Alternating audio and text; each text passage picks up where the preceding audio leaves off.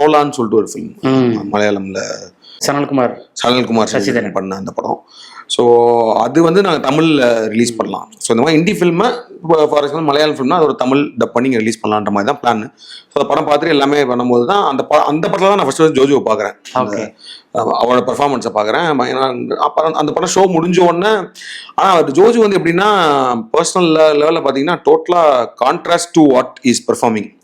அவர் பண்ற காமெடிகளுக்குலாம் வந்து நினைச்சே பார்க்க முடியாது. இப்பெல்லாம் ஒருத்தன் காமெடி பண்ணுவான்ற மாதிரி ரியல் லைஃப்ல சொல்றேன். ஸோ அவள் வந்து பார்த்தா பயங்கரமான ஒரு டார்க்கான கேரக்டர் அவருக்கு. ரொம்ப ஒரு மாதிரி பண்ணியிருப்பாரு. பார்த்தாலே கடுப்பாகும் அந்த மாதிரி தான் இருக்கும். ஸோ அந்த படம் பார்த்துட்டு நான் பேசிட்டு வந்தேன். பார்த்தா இவர் அப்பதான் வந்தாரு. அது அப்படியே கான்ட்ராஸ்டா ஏதோ ஒன்று பேசிட்டு இருந்தாரு.